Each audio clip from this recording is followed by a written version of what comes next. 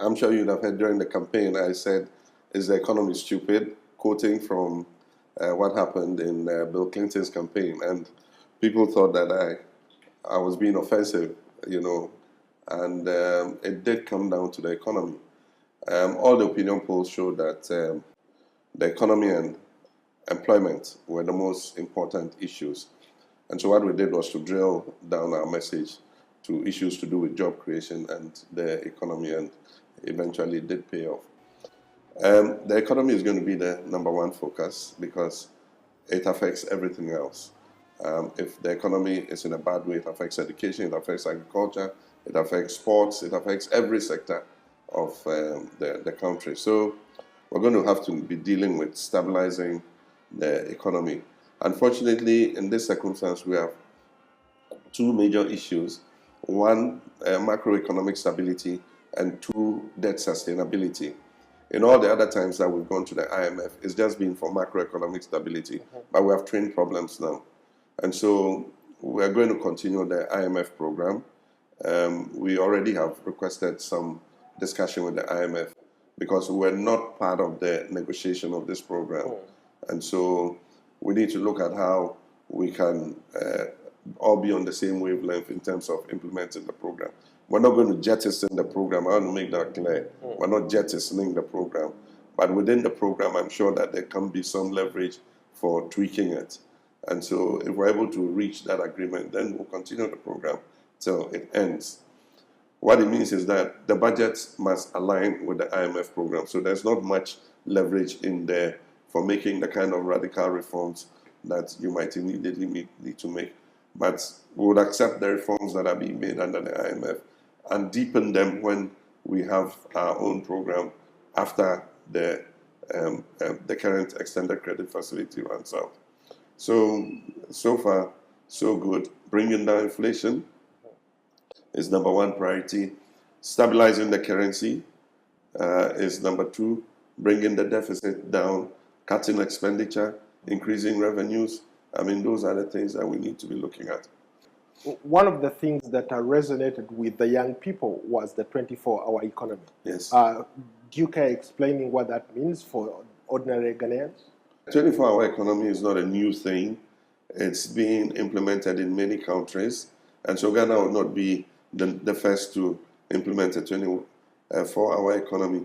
What a 24-hour economy does is that you provide incentives to the private sector to be able to increase their production and increase the number of working hours and increase the number of employees.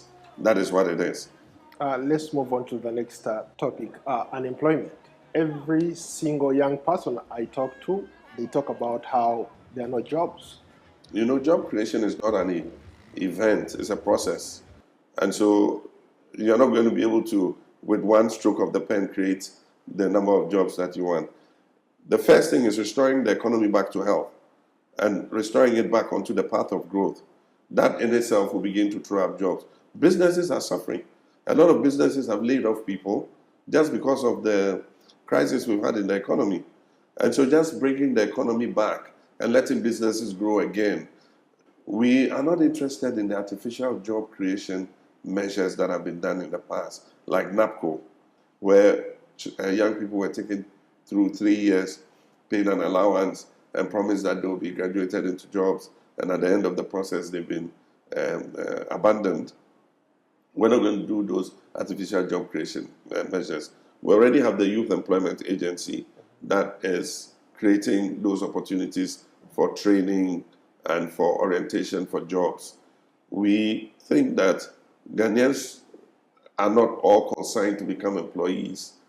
If you look at the government sector employs less than 1 million people out of a population of 33 million. And so it's not a viable sector where all the teeming youth can get a job.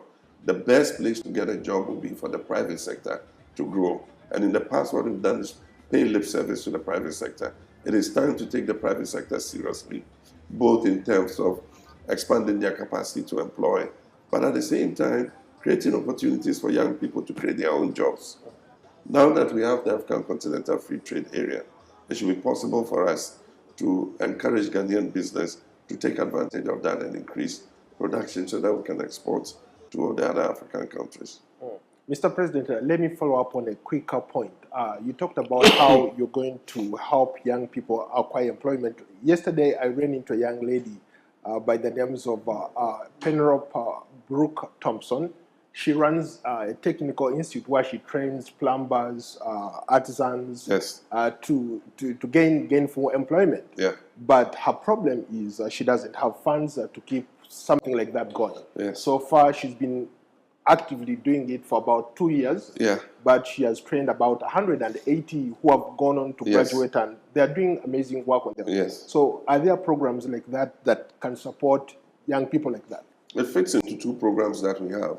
The National Apprenticeship Program, which would allow master craftsmen to train apprentices and give them the manual skills that they need to be able to either set up their own businesses or go into the world of work. So that is one aspect of it. We also have the intention to expand technical and vocational education training. And government is not going to be able to do it alone.